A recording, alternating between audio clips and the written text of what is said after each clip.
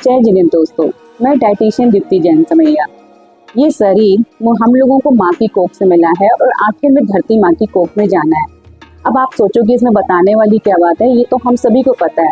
सही बात है, ये तो हम सभी को पता है, मगर इस शरीर के साथ हम करते क्या हैं? इसको हम कुछ भी खिलाते हैं, कुछ भी पिलाते हैं, कैसे भी सोते हैं, कैसे भी समय उठते हैं। तो इस शरीर को स्वस्थ रखना हमारी जिम्मेदारी है। तो उसके लिए सबसे पहले तो हमें स्टार्ट करना पड़ेगा जल्दी उठना। अब जल्दी उठने के लिए तो हमें जल्दी सोना पड़ेगा। जब तक हम समय पे सोएंगे नहीं तो हम समय पे उठेंगे कैसे? जब हम सूर्य को देखेंगे नहीं तो हम शक्तिशाली एनर्जेटिक होंगे कैसे? इसलिए जल्दी उठें और सूर्य नमस्कार करें।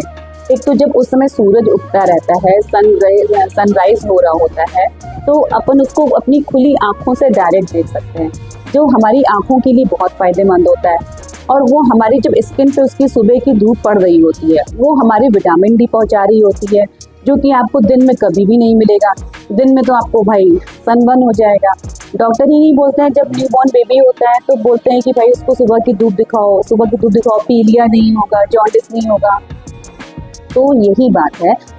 अब विटामिन डी हमें किसी भी कैप्सूल में, किसी भी मेडिसिन में नहीं मिल सकता है। आर्टिफिशियल क्या ही लें, जब हमको फ्री में इतनी अच्छी सुविधा उपलब्ध है कि हम सुबह उठें और डायरेक्ट सन बात करें, और जिससे हमें विटामिन डी भर भर के मिलेगा। अच्छा, एक बात और ये है, जब तक अगर हमारे शरीर में विटामिन डी की कंप्लीट नहीं होता है ना, तो अगर हम कोई विटामिन की जो भी डेफिशिएंसी, विटामिन ए जिसकी भी डेफिशिएंसी है, वो जब तक विटामिन डी कंप्लीट नहीं होगा उसकी डेफिशिएंसी नहीं खत्म होगी। आप कितनी भी किसी भी विटामिन की कैप्सूल ले लें या कोई घरेलू उपचार करके कर लें, मगर विटामिन डी का होना बहुत ज़रूरी है हमारे शरीर में।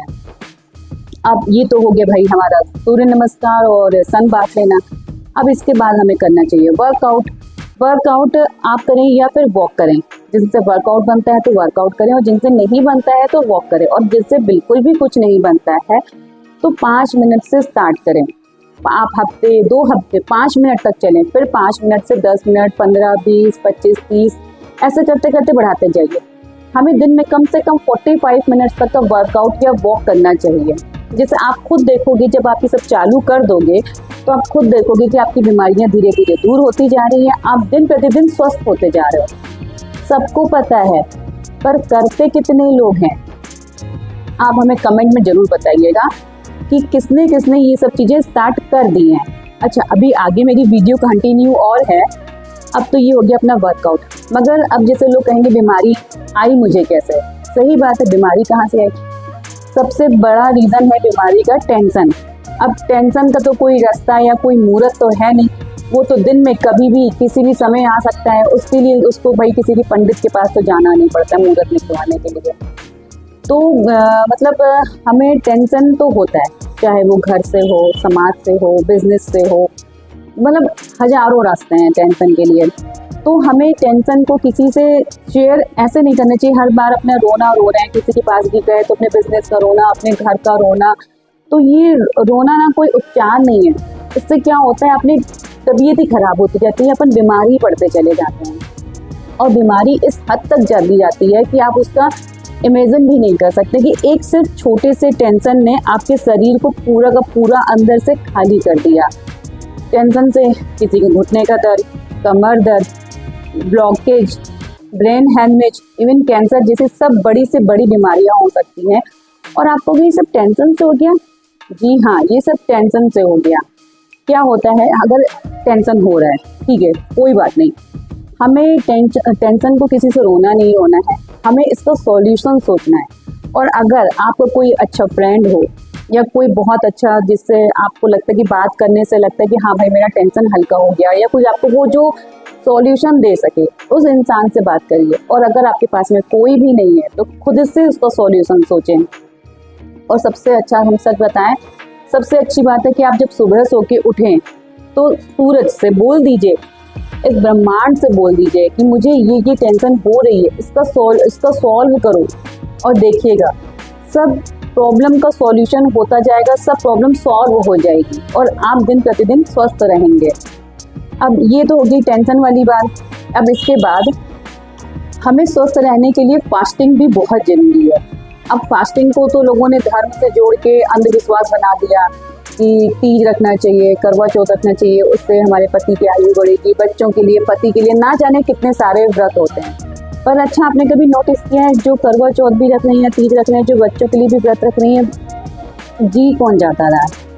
लेडीज। क्यों? क्योंकि वो व्रत रख रही हैं। तो व्रत रखने का मेन मोटो ये था कि जो भी व्रत रखेगा उसका डिटॉक्स हो जाएगी बॉडी, उसको डाइजेशन सिस्टम को आराम मिलेगा। जैसे कि आप 24 घंटे काम नहीं कर सकते हैं, सेम वही कंडीशन हमारे डाइजेशन सिस्टम के साथ भी है कि हम उसको दिन भर खिला रहे हैं, फिर कुछ समय बाद फिर खिला दिया, वो खाली हो ही नहीं पाता है और हम फिर से उसको फिलअप कर देते हैं। तो मेन फास्ट इसलिए रखे गए थे। और जो आजकल के डाइटिशियन वगैरह सभी बोलते हैं कि फास्टिंग करना चाहिए, हफ्ते में 1 दिन की फास्टिंग करनी चाहिए या महीने में 1 दिन की फास्टिंग करना चाहिए। और अगर जिनसे फास्टिंग नहीं बन पाती है तो कोई बात नहीं, इंटरमिटेंट फास्टिंग करना चाहिए। इंटरमिटेंट फास्टिंग मतलब 16 से 17 घंटे की। जैसे आपने शाम को 7 बजे के पहले खाना खा लिया है, अगले दिन आपने 8, 9, 10 बजे सीधा खा रहे हैं या फिर 12 बजे खा रहे हैं, तो ऐसे 16-17 घंटे की आपकी फास्टिंग हो जाती है। आप या दिन में सिर्फ नियम ले लीजिए किसी दिन कि हम सिर्फ दिन में 2 बार ही खाएंगे, तो एक ये भी फास्टिंग हो जाती है। तो आपके डाइजेशन को आराम मिलता है। तो इसीलिए ये इसको अंधविश्वास से जोड़ दिया गया और उसमें पता नहीं क्या क्या कर दिया गया। तो इसलिए फास्टिंग जो रखता है वो स्वस्थ होता है और वो ज़्यादा जीता है। जिसके लिए भी फास्ट रख रहे हैं तो उससे कहिए वो भी साथ में फास्ट रखे, तो ही वो ज़्यादा जिएगा, क्योंकि बॉडी अंदर से डिटॉक्स उसकी होगी, ना कि हमारे फास्ट रखने से किसी और की आयु बढ़ जाएगी। तो ये तो हो गया हमारा फास्टिंग और खाने का तरीका। अब हमको डिनर कब करना चाहिए, ये आजकल के डाइटिशियन और सभी लोग बार बार बोल रहे हैं कि हम लोगों को डिनर शाम को 7 बजे के पहले पहले कर लेना चाहिए। जैसे कि हमारे जैन धर्म में शुरू से ही बोला गया है सूर्यास्त के पहले खाना खा लेना चाहिए। इससे क्या होता है, ये एक साइंस है। सूर्यास्त के पहले जब हम लोग खाना खा लेते हैं तो हमारे सोने में और खाने के बीच में, डिनर के बीच में 3 से 4 घंटे का पूरा डिफरेंस हो जाता है। तो जिससे कि जब हम रात में सोने चलते हैं तो हमारा डाइजेस्ट सिस्टम आराम करने की कंडीशन में आ जाता है, उसको रात भर वर्क नहीं करना पड़ता है। और जब हम सुबह उठते ही से तो खाने पीने नहीं लगते हैं, ये अंतर आता है। हमारी कम से कम 16 से 17 घंटे की फास्टिंग ये हो जाती है। इसीलिए शाम को अगर हम सूर्यास्त के पहले, सनसेट के पहले खा लेते हैं और अगले दिन सनराइज मतलब 8 या 9 बजे तक उठ के खाते हैं तो हमारी आराम से 14-15 घंटे की फास्टिंग हो जाएगी, जो कि बहुत ज़रूरी है हमारी बॉडी के लिए। अब आप देखोगे कि आपकी बॉडी धीरे धीरे हेल्दी होती जा रही है और आपको खुद भी बहुत अच्छा लगेगा। जैसे कि अपन किसी फिट इंसान को देखते हैं तो देख के लगता है वाओ कितना एनर्जेटिक है यार, कितना अच्छा लग रहा है इसको देख के, काश हम भी फिट होते। और वहीं अगर हम किसी बीमार इंसान को देखते हैं तो उसको देख के दया आती है, लगता है ओफ वो बेचारे को क्या हो गया, और अपनी एनर्जी भी लो फील करते हैं।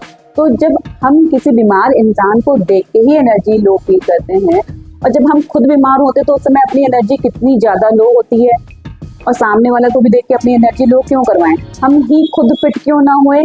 और जब हम फिट रहेंगे तो सामने वाला जब हमको देखेगा तो वो कहेगा वाह यार क्या सही है, तो उसकी एनर्जी भी बूस्ट होगी। एटलीस्ट कम से कम हम अपने फिट रहने, अपने हेल्दी रखने के लिए खुद की एनर्जी तो बूस्ट करेंगे ही करेंगे, संग में जो हमसे मिलेगा उसकी एनर्जी भी बूस्ट करेंगे। तो कितने बेनिफिट हैं। इसलिए स्वस्थ रहें, मस्त रहें, जीवंत रहें। जय स्वस्थ भारत।